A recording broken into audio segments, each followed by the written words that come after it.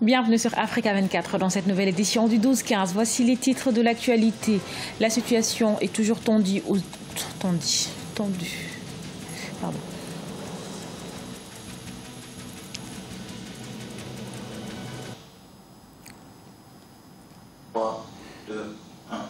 Bienvenue sur Africa 24 dans cette nouvelle édition du 12-15. Voici. Attends, reprends s'il te plaît.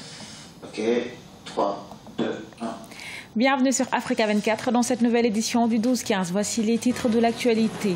La situation est toujours tendue au Zimbabwe. Le président Robert Mugabe serait détenu par l'armée. Une information révélée par son homologue sud-africain Jacob Zuma. Le pays est depuis ce mardi soir sous le contrôle de l'armée. En République démocratique du Congo, le calendrier électoral divise la classe politique. Si la majorité au pouvoir et certains acteurs politiques soutiennent la date du 23 décembre 2018, une partie de l'opposition rejette cette date et appelle à des manifestations. Et puis création prochaine d'une cour d'appel de commerce à Abidjan en Côte d'Ivoire. Cette nouvelle juridiction comprendra 5 chambres et viendra renforcer les prérogatives du tribunal de commerce. Situation complexe au Zimbabwe. Le président Robert Mugabe aurait confié à son homologue Jacob Zuma qu'il est détenu par l'armée. Cette dernière a pris le contrôle de Harare, la capitale, depuis ce mardi soir.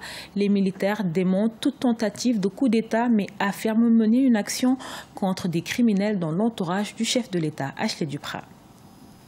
Le président Robert Mugabe a affirmé ce mercredi 15 novembre à son homologue sud-africain Jacob Zuma être détenu, alors que plus tôt dans la matinée de ce mercredi, une partie de l'armée a démenti avoir mené un coup d'État. Nous souhaitons rassurer la nation que son Excellence, le président de la République du Zimbabwe, Robert Gabriel Mugabe, et sa famille sont sains et saufs et que leur sécurité est garantie. Nous ne faisons que viser les criminels autour de lui qui commettent des crimes qui causent la souffrance sociale et économique dans le pays pour les traduire en justice. Dès que notre mission sera accomplie, nous nous attendons à ce que la situation retourne à la normale. Si pour l'heure, les militaires contrôlent la situation, dans le centre de Harare, des véhicules blindés bloquent les routes menant aux principaux bureaux gouvernementaux, aux tribunaux, ainsi qu'au Parlement où des barrages de blindés ont par ailleurs été installés. Liés avec le Zimbabwe par la communauté de développement d'Afrique australe, SADC, l'Afrique du Sud a annoncé avoir dépêché 2 envoyés spéciaux pour tenter de résoudre la crise de manière pacifique. En Tunisie, l'instance électorale a enfin son président. Il s'agit de Mohamed Tlili Monsri. Après plusieurs reports, il a été élu avec une majorité absolue par les députés ce mardi. Rappelons que l'ISI a été créée après la révolution de 2011. L'instance a été chargée de préparer les premières municipales depuis la révolution en mars 2018. Un scrutin essentiel pour la poursuite du processus démocratique en Tunisie. Juillet et décembre 2018, 2 dates qui divisent la classe politique congolaise. Publié le 5 novembre dernier, le calendrier de la CENI a fixé les élections en République démocratique du Congo au 23 décembre 2018.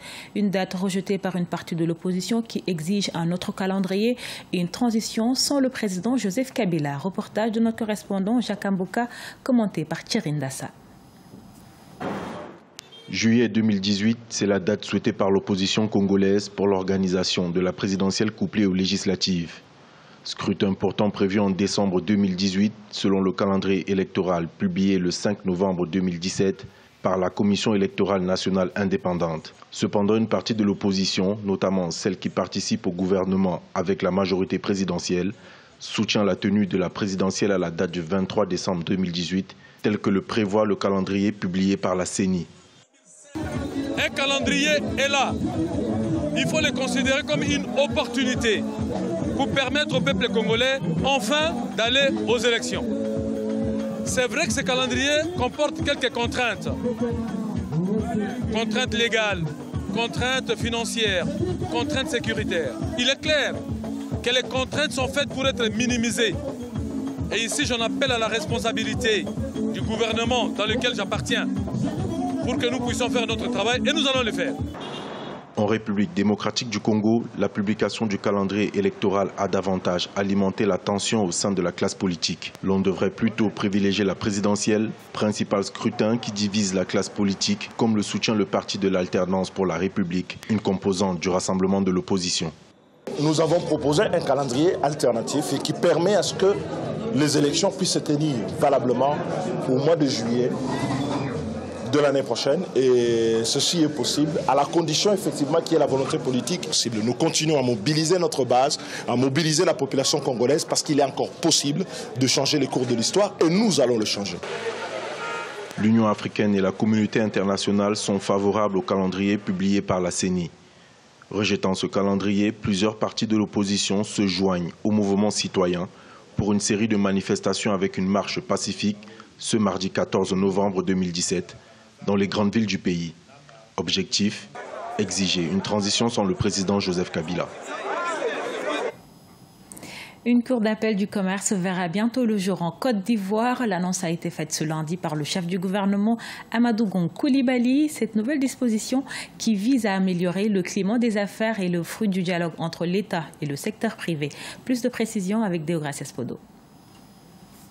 Le Premier ministre ivoirien Amadou Gon Coulibaly a annoncé lundi 13 novembre la création courant 2018 d'une cour d'appel du commerce à Abidjan et qui s'inscrit dans l'optique de l'amélioration du climat des affaires en Côte d'Ivoire. Le gouvernement prévoit la mise en place d'autres juridictions chargées de résoudre les litiges en matière commerciale dans différentes autres localités du pays. Le gouvernement est conscient que l'accès au financement demeure l'une des préoccupations majeures du secteur privé et des PME en particulier.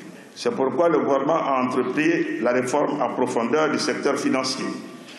D'importantes mesures ont déjà été mises en œuvre, notamment l'instauration des bureaux de crédit, la baisse du taux d'usure de 18% à 15%, l'adoption de la loi sur le crédit bail, adossée à des mesures fiscales incitatives initiées dans les annexes fiscales 2016 et 2017.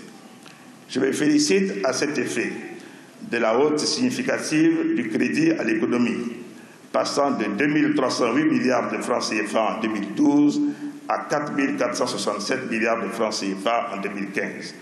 Conformément à la loi du 8 décembre 2016, la Cour d'appel de commerce viendra renforcer les prérogatives du tribunal de commerce d'Abidjan. Créée en janvier 2012, cette dernière a pour attribution, entre autres, de trancher les litiges portant sur les contestations relatives aux transactions entre commerçants associés des sociétés commerciales ou d'un groupement d'intérêt économique, ou encore de statuer sur les procédures collectives d'appurement du passif. Il faut dire que cette Cour d'appel du commerce permettra de créer un cadre juridique capable de faciliter l'activité des opérateurs économiques et aussi avoir un cadre d'échange entre juristes et opérateurs économiques. Je pense que ça sera un gros coup et ça va permettre encore de multiplier les investisseurs, surtout les grands investisseurs, les grandes entreprises privées en Côte d'Ivoire.